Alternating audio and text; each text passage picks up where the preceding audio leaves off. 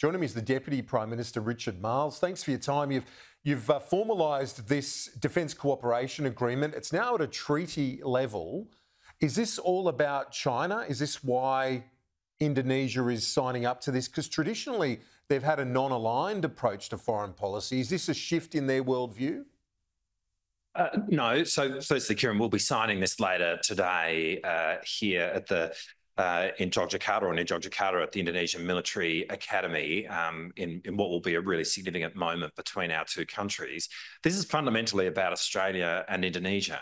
It's about the fact that as two neighbours who've had a long journey, when you think about it, over the last several decades, coming to a moment in time where we see that our security lies in each other, and that's absolutely true. I mean, if any sort of independent observer looking at the map would understand that we do have a shared destiny, inevitably, and what we need to be doing as two countries is to make sure that that is a positive shared destiny where we are drawing our security from each other. And this agreement will make Australians safer. It will make Indonesians safer.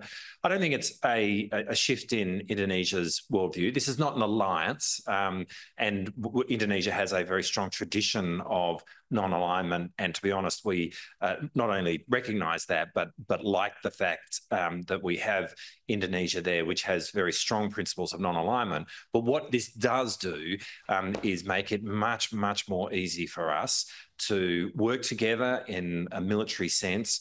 And you're going to see that even this year in terms of the scale of exercises that we will now be doing with each other, and to build that interoperability, to build that engagement between our defence forces, to see that our security lies in our northern neighbour, and for Indonesia to see that their security lies in their southern neighbour. That's a huge step forward for both countries. Do they have the same view towards China that we do? Is it a similar sort of hedging, I guess, in terms of our security arrangements? Well, I wouldn't want to speak for Indonesia in terms of their views on China. I mean, they, as I say, they have a proud tradition of non-alignment. That is the history of Indonesia, and it's very much the present as well, and they will speak to that. So this doesn't alter any of that. I mean, they seek to have a relationship with China, and you know, as we do. I mean, in the sense that China is a very large trading partner for Indonesia, as it is for us. And all of us, I think, are trying to work out how we can have a more functional, more stable, more cooperative relationship with China. But, you know, we also acknowledge that from an Australian perspective, there are significant security anxieties that lie in China's behaviour, and that does, you know, we need to be making sure that in a less certain world, we are more capable. On the embassy in Kiev, the leader of the Senate, the leader of the Liberal Party in the Senate, Simon Birmingham, the shadow foreign minister's there, he says they'll reopen that embassy. Why haven't we? Well, we do, as I'm sure you know, have an ambassador to Ukraine who's currently based in Warsaw, but who does visit Ukraine. Indeed, when I was in Ukraine myself in April, our ambassador came with me as part of that visit. I think we all want to see the embassy reopen. It's a matter of doing so when it's safe and when we're able to do this in the way that we would want to, in terms of all the safety obligations that we have, and that's something that's being currently worked through. But we do have a deep engagement on a day-to-day basis with Ukraine, with an ambassador who is in the region, and you know, I saw that firsthand when I was visiting Ukraine earlier this year.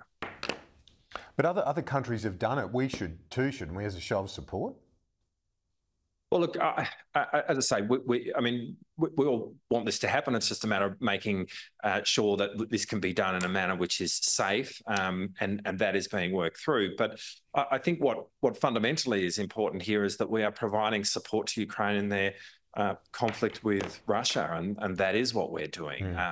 And what Ukraine want to see is that we are there standing with them in a practical and material way. When I was in Washington a month or so ago, we announced what to date has been our biggest iteration in terms of support for Ukraine, a $250 million package. And that's in addition to the $100 million that I announced back in April when I was in Lviv in Ukraine. So we are constantly talking with Ukraine, working out how we can provide support, making it clear that we will be there for as long as it takes for Ukraine to resolve this conflict on their terms. And that's actually the fundamental issue here, and that's the support they want to see. On a few other matters, you would have heard me talking to Jason Clare there about the issue of those that have arrived here from Gaza. Yesterday, the former National Security Advisor to Liberal Prime Ministers, Justin Bassey, a former advisor to the Attorney General as well, he said that no one with any affiliation, support or sympathy to Hamas should be allowed to Australia. Do you agree with that sentiment? And if you do, with some of those peripheral checks, are you worried about some of those that might have been allowed on tourist visas to Australia? Well, Kieran, I'm mindful that I'm out of the country, and so I'm not up to speed with the specific comments that have been made. So I won't specifically reply to the question in relation to what Justin Bassey has said. But I did, as I was getting ready for this, hear the comments that Jason made, and I very much agree with them. I mean, the bottom line here is not only the checks that are being put in place by other countries such as Israel and Egypt, and I think the point that Jason made there was well made. But we have security agencies which are the same security agencies which were operating when the coalition were in government. ASIO is the principal organisation responsible for this. They are in play here, and they are making sure that the relevant security assessments are occurring. And I think actually deep down, the coalition understand this as well. And even though they are doing what they're doing from a political point of view, but Australians should have confidence that we have some of the best security agencies in the world. ASIO is very much one of them. It is engaging in checks here, and the answer to your question is, I feel so they're not just comfortable with the level of security that's in place. Completely comfortable with. So they're not just peripheral checks, just to clarify. What ASIO does is run. Well, ASIO manages the security assessments of anyone who enters this country, no matter which part of the world they come from. And you would not describe any of that activity as peripheral. It is deep. And that they have made sure that those checks and measures are applying in relation to people who are coming from the occupied Palestinian territories, and I am comfortable with that the level of checks which are going on there. They are, as Jason Clare pointed out earlier, in addition to the checks that have been undertaken by other countries like Israel and like Egypt. A couple of quick ones as well. The Pacific Policing Initiative, Kurt Campbell quoted in that tape of the Prime Minister chatting at Tonga, saying that the US pulled out of that to allow us to do it, to get in there. Why would we not want the US to oversee that? Is that what he's talking about in those comments? Well, again, I'm in another part of the world, so I'm not going to respond to that directly because I'm not up to speed with everything that Kurt Campbell has said. But again, in the general, can I make this point? What's been announced in Tonga is a $400 million commitment from Australia in relation to policing throughout the Pacific. This is a really significant commitment to the region. I know firsthand that as I've gone around the Pacific, there are many countries where law and order is the number one issue, and where they really do need and want support from us, and where we can make a real difference by providing that support. And this initiative is going directly to that. Okay. So I think a lot's been made of kind of a hot mic, but at the end of the day, this is a really significant contribution that we are making, and one that the Pacific want.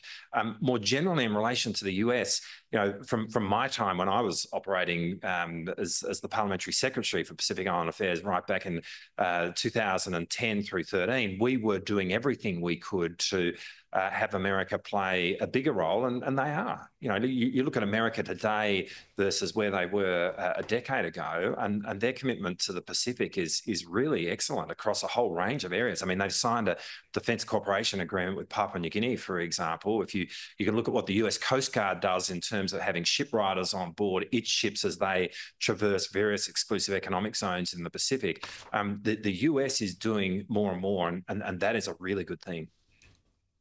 You've got to go. Quickly, the office in Geelong reports in the ABC suggesting you had another one established 200 metres or 250 metres from the other.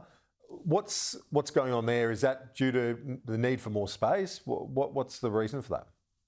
Well, look, all of this is happening in accordance with the rules and the procedures which apply to ministerial officers. I maintain a ministerial office in Geelong, and as a member of the ministry who comes from regional Australia, I think it's completely appropriate, actually important, that you are able to have ministerial representatives operating from regional Australia. And I'm hardly the first to do this. Members of the coalition who are ministers from regional Australia maintain their ministerial offices in different parts of the country. It is the case that the Australian story is not just our capital cities. It is regional Australia as well. So I operate a ministerial office from Geelong, and I obviously have my electorate office from Geelong, and they do different functions. Thank you. I think your staff might be annoyed. We've gone a bit over time, but thanks so much. I know you've got a busy schedule. Appreciate it. Thanks, Kieran.